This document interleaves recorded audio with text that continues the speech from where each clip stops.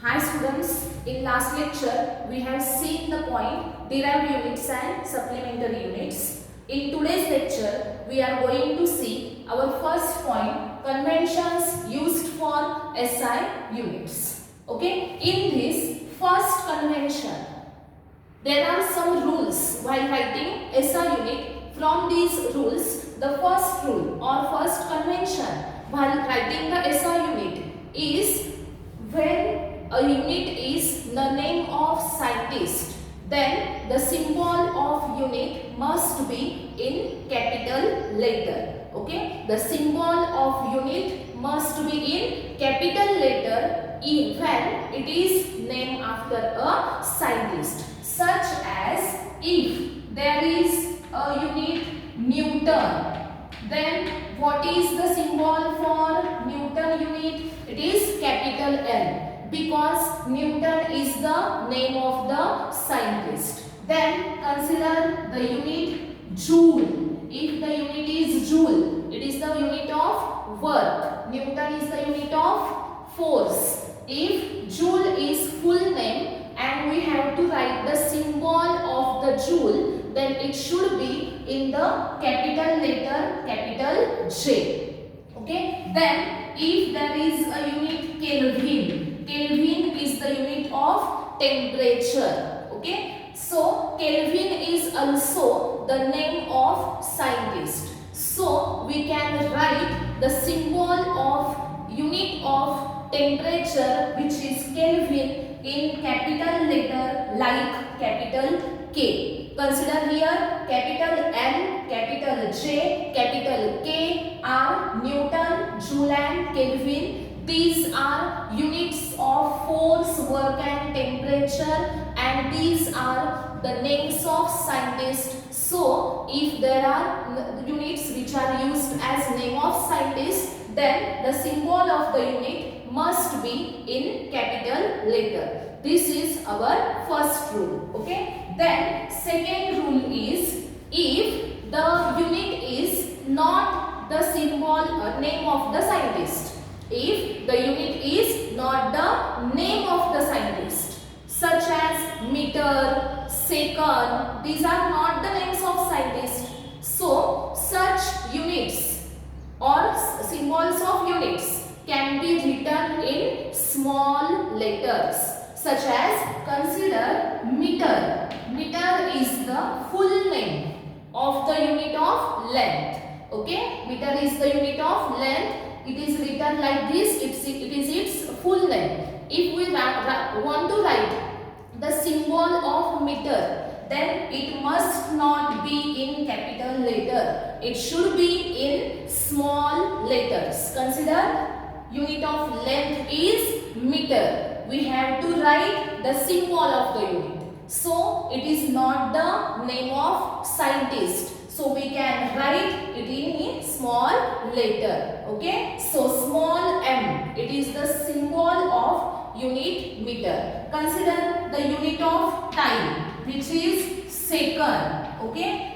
Here second is also not the name of scientist. Okay. It is not the name of scientist. So we can write the symbol of second in small letter, such as kilogram. Kilogram is also not the name of scientist. It is the unit of mass, but it is not the name of scientist. So we can write the symbol of kilogram in small letters kg. See here, our first convention is, if the unit is the name of the scientist, then its symbol must be in capital letter. Second convention is like this: if the unit is not the name of scientist, then the symbols of the units must be in small letters like this: meter, second and kilogram. Okay. Then third convention is, full name of unit must be written in small letters. Full names must be in small letters. Okay. Full names are not in capital letter. They are always in small letters. Like we can write examples here. First, consider the unit above given, Newton. Newton is the name of scientist.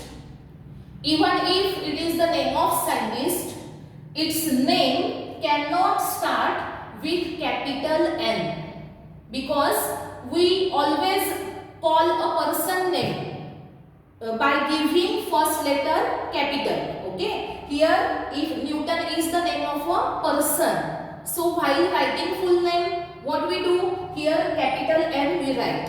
Okay, but rule while writing the SI unit is, while writing SI unit, full name must be in small letters. There may not be any capital letter, such as Newton consists of all small letters. Then we can write another name is Joule. Here Joule is also a person name, scientist name. But here also we cannot use the capital letter J. Here we are writing small j and all letters are also small. Then next here meter. See another unit, meter. Here meter is also written in all small letters. Then second is also written in all small letters. So what is the third rule? If we have to write full name of a unit, then it should be in small letters. Okay. Then fourth rule is punctuation marks and full stops or other any symbols cannot be used after the SI unit. Okay, such as fourth rule is of punctuation marks. Okay, punctuation marks or full stops cannot be given after the symbol of unit. So how this, if we write the symbol of unit kg, then we cannot write like this kg dot, or we cannot write like this meter comma, or any symbol cannot be given after the symbol of unit. Note that any punctuation mark or any full stop cannot be given after the symbol of unit. So it is wrong method. So what is the correct method? Do not write any symbol or any punctuation mark after the unit. It is correct. Okay, this is wrong. Then fifth convention while writing the SI unit is do not use the plural form of unit. Okay, such here we have to write 5 meter. Okay, length is equal to 5 meter.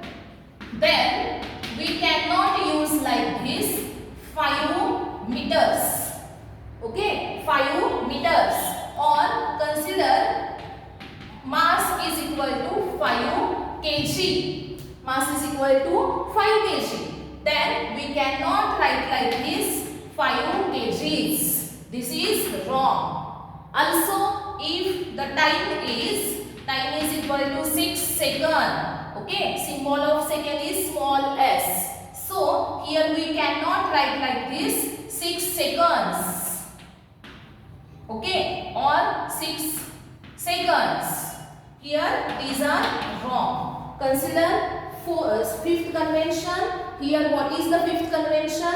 Do not write any plural form of the given symbol of unit. Okay. Then sixth convention. What is the sixth convention? Is when a unit is represented in the numerator and denominator, then we have to write the unit of such physical quantity as a single unit.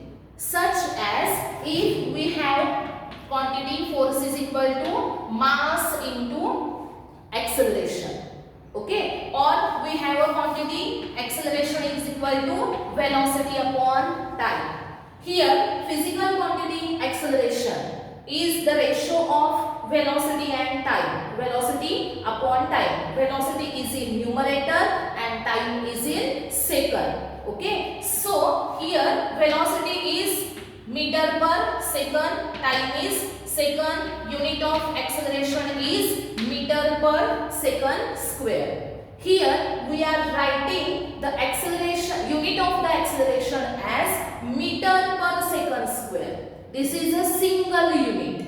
Okay, so note that here if a physical quantity is represented by the ratio, then the symbol of unit or unit of the physical quantity in the numerator and denominator must be represented by a single ratio. This is our next rule. Then next rule is prefixes must be used before the symbol of unit, such as consider we have to write 10 raised to minus 3 meter, which is equal to 1 millimeter. Here milli, that is small m.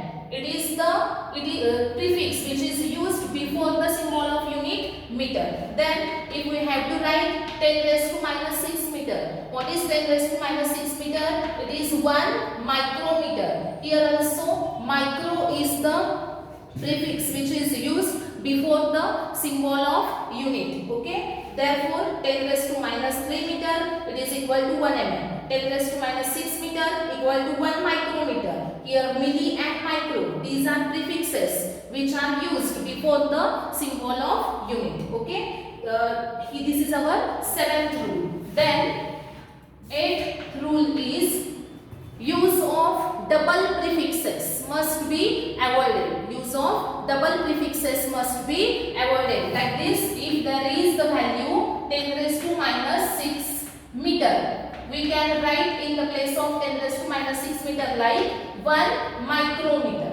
1 micrometer. Here we cannot use like this 1 millimeter. Milli for first 10 raised to minus 3, next milli for 10 raised to minus 3, and if we multiply this, then we get 10 raised to minus 6. But you cannot use like this 1 millimeter. Okay, here two prefixes are used before the symbol of unit, and this is wrong. You can use only one prefix before the symbol of unit. You cannot use the two prefixes before the symbol of unit. This is our 8th rule. Okay, next rule is if we have to multiply two units, then what we have to do? We have to give some space or hyphen between the two units. Like this, if velocity is having the SI unit meter per second, meter per second is the unit of velocity, then we can write this like this, meter second raised to minus 1. Second in the denominator, when goes to the numerator, then it becomes second raised to minus 1. Then we have to here give hyphen between the meter and second, or we have to give the space between meter and second. Okay, we cannot write like this meter second raised to minus 1. This is wrong and these both are correct. If we have to multiply two units, then what we have to do? We have to give some space between them, or we have to use hyphen between two symbols. Okay, here we have studied 9 conventions. First is if the unit is the name of scientist, then symbol of unit must be in capital letter. Second is if the unit is not the name of scientist, then symbol of the unit must be in small letter. Next is if we have to write the full name of the unit, then it should be in small letters. Next, any punctuation marks or full stop cannot be given after the symbol of unit. Next is you cannot use the plural form of a unit like this 5 meters, 5 kgs, etc. Then 6th rule is if acceleration is written as velocity upon time, then we can write the unit as meter per second square. You cannot write as meter per second per second. What is the rule? Then if we have a physical quantity is represented by a ratio in the numerator and denominator, there are different physical quantities, then the symbol of unit of that physical quantity must be represented in single ratio, like this: meter per second square, meter per second. Okay, then next rule is prefixes must be used before the symbol of unit, such as millimeter, micrometer. Here milli and micro are prefixes. Next is eighth rule is use of double prefixes must be avoided. You cannot use the double prefixes, such as 1 micrometer cannot be written like this, 1 millimeter. Next, ninth rule is if we have to multiply the two units like this, meter into second raised to minus 1. Okay, if we multiply two units, then there must be space or hyphen between the two units. Okay, these are 9 rules. Then we will see the next rule is the use of full name and symbol of unit must be avoided. तुम्ही full name आणि symbol दोन्ही एकत्र use करू शकत नाही. जसं की आपल्याला मीटर पर सेकंद लिहायचं आहे, तर तुम्ही इथे मीटर पर सेकंद असं लिहू शकत नाही.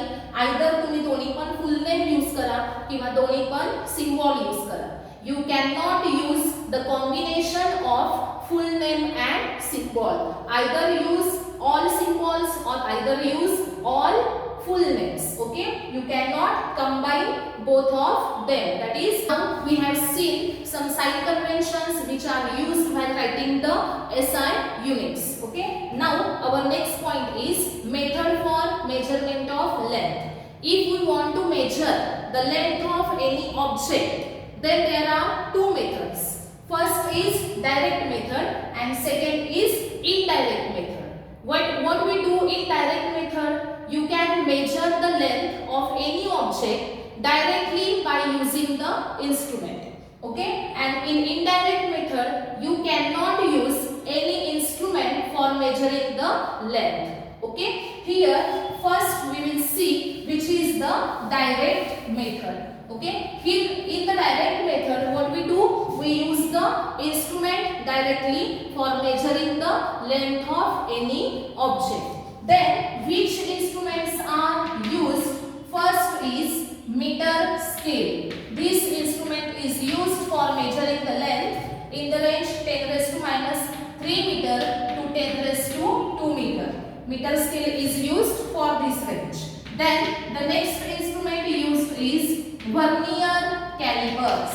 Vernier calipers is used for measuring the length in the range 10 raised to minus 4 meter. Then our next instrument is micrometer screw gauge. Micrometer screw gauge, or you can use spirometer instead of micrometer screw gauge for measuring the length in the range 10 raised to minus 5 meter. Here are three instruments which are used for measuring the length of an object. First, meter scale. We all know what is the meter scale. This is used for measuring length in the range 1 millimeter to 10 raised to 2 meter means 100 meter. Okay, then vernier caliper, micrometer screw gauge and spirometer. These three instruments are different. Okay, these are used when we perform practicals. Okay, physics practical 11 चे जे तुमचे घेतले जातील त्या practicals मध्ये vernier caliper, micrometer screw gauge आणि spirometer हे instruments तुम्हाला बघायला मिळतील. Okay, vernier caliper, this instrument is used for measuring the length in the range 10 raised to minus 4 meter, that is less than 1 millimeter. 1 millimeter पेक्षा कमी जर length असेल तर त्याच्यासाठी तुम्ही वर्नियर कॅलिपर यूज करू शकता. जर तुम्हाला 10 raised to minus 4 पेक्षा कमी म्हणजे 10 raised to minus 5 मीटर या रेंजची जर लेंथ मोजायची असेल तर त्या केसमध्ये तुम्ही मायक्रोमीटर स्क्रू गेज किंवा स्पिरोमीटर हे दोन्हीपैकी कोणतंही एक इन्स्ट्रुमेंट यूज करू शकता. बरोबर. मग आता vernier caliper, micrometer screw gauge, spirometer या तीन इन्स्ट्रुमेंट्सवर तुम्हाला 11th मध्ये प्रॅक्टिकल आहे आणि त्यावेळेस तुम्हाला ते इन्स्ट्रुमेंट्स बघायला मिळतील. मग आता इथे तुम्ही इन्स्ट्रुमेंटचा यूज करून लेंथ मेजर करता आणि म्हणून या मेथडला काय म्हटलं दिलं जाईल direct method.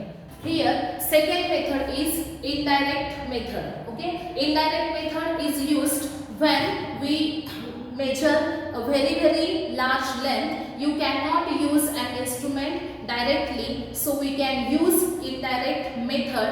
Like name of the method is parallax method. Indirect method is parallax method.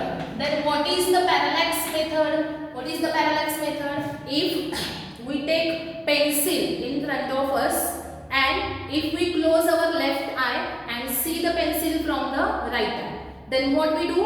Close the right eye and see the pencil with the use of left eye. Suppose एक pencil तुम्ही समोर पकडलेली आहे आणि काय केलं तर left आय close केला आणि राईट आय ने पेन्सिल बघितली. राईट आय क्लोज केला, लेफ्ट आय ने पेन्सिल बघितली, तर काय वाटेल आपल्याला की ह्या पेन्सिलची लोकेशन काय होते? चेंज होते. बरोबर, पेन्सिलची लोकेशन चेंज होते. मग आता इथं पेन्सिलची लोकेशन बदलली का? नाही, पेन्सिल आहे तिथेच होती ना. फक्त झालं काय तर तुम्ही लेफ्ट आय क्लोज केला तर पेन्सिल राईट आय ने बघितल्यावर तुम्हाला ती तिकडे दिसली थोडी राईट साइडला, आणि त्यानंतर राईट आय क्लोज केला, लेफ्ट आयने जर पेन्सिल बघितली तर कुठे दिसेल? टुवर्ड्स लेफ्ट दिसेल. मग इथं होतं काय तर फक्त पॉइंट ऑफ ऑब्झर्वेशन्स बदलतात, पण पेन्सिलची लोकेशन ती आहे तिथंच असते. बरोबर, पेन्सिलची लोकेशन चेंज झाली का? नाही झाली. But we observe that the location of the pencil changes due to the change in position of the observation. Okay, when we observe change in location of an object due to change in point of observation, then this effect is called as the parallax effect. Okay, what is parallax effect? Change in position of the object due to change in position or due to change in point of observations is called as the parallax. So here we use the parallax method for determining the very large distances. It is indirect method. In this method, the distance between two points of observation from which we observe an object is called as the basis. Suppose left eye ने तुम्ही pencil बघितली, त्यानंतर right आय ने बघितली, तर left आय आणि right आय या दोघांच्यातलं distance म्हणजे काय असेल? Basis. Okay, what is the basis? Basis is the distance between two points of observations. Okay, so आता इधर ही parallax method कशी यूज केली जाईल? Suppose we have to measure the distance of a star or distance of a planet from the surface of Earth. If we have to measure distance of a star or planet from the surface of Earth, then we use the parallax method. Okay, इथं आहे Earthचा surface, point आहेत A आणि B. तुम्ही काय केलं तर अर्थच्या सरफेसवर A आणि B या दोन लोकेशन्स वरून इथे स्टार ऑब्झर्व केला. इथे स्टार और प्लॅनेट आहे आणि अर्थच्या सरफेस वरून तुम्ही त्या स्टारला किंवा प्लॅनेटला काय करताय? ऑब्झर्व करताय. मग काय केलं जाईल?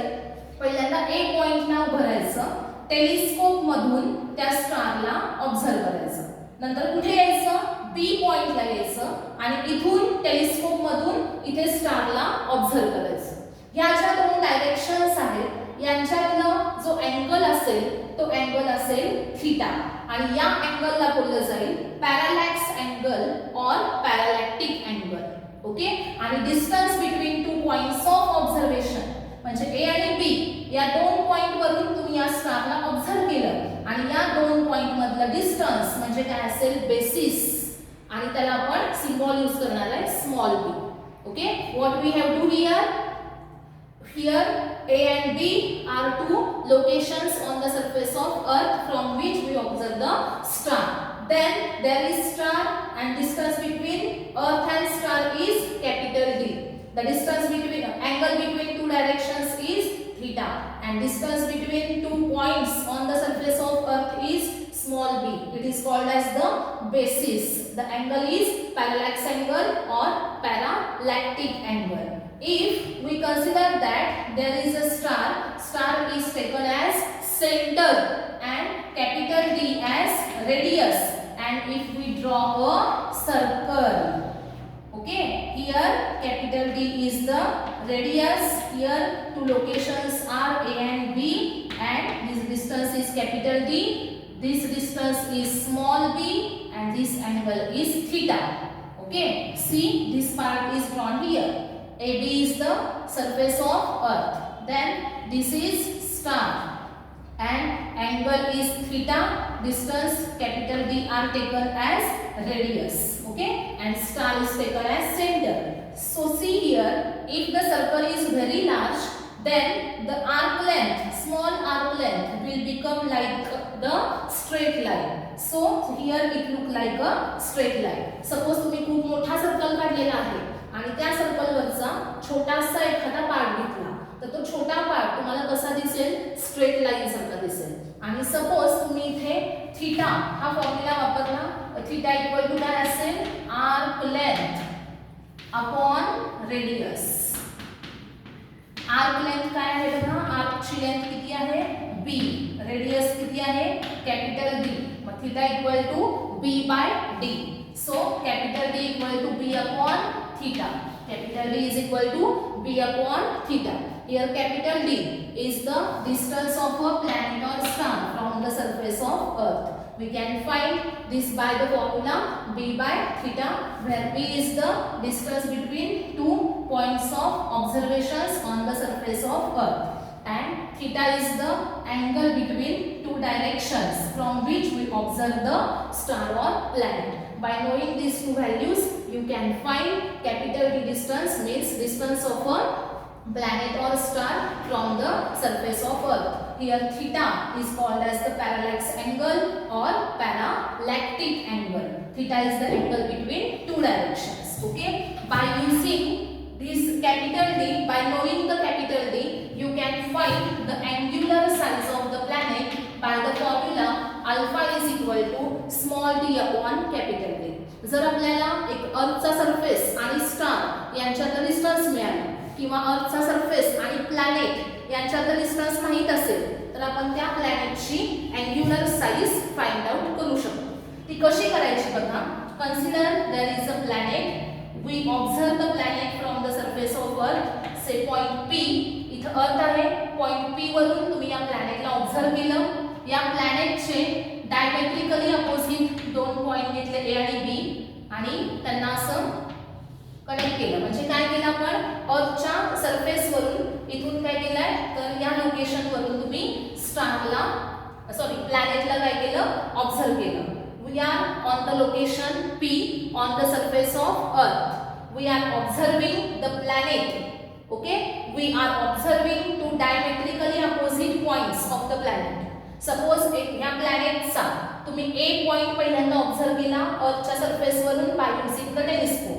नंतर कोणता पॉइंट ऑब्झर्व केला? B पॉइंट ऑब्झर्व केला बाय युजिंग द टेलिस्कोप. हा जो आहे हा या प्लॅनेटचा काय असेल? डायमीटर, बरोबर.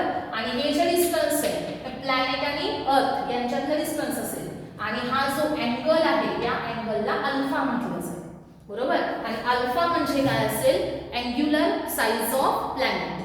Okay, see here this and this diagram both are same.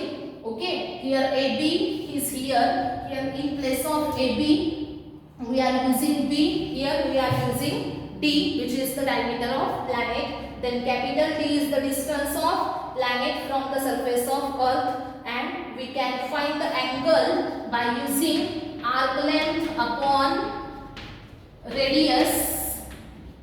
Here arc length is D and radius is capital D, so alpha is equal to small d upon capital D. So we can use the parallax method for finding very large distances, such as distance of a star or planet from the surface of earth. And by knowing the distance of a planet from the earth, we can find the angular size of planet alpha by the formula small d upon capital D, where small d is the diameter of planet and capital D is the distance of a planet from the surface of earth. Okay, by this method.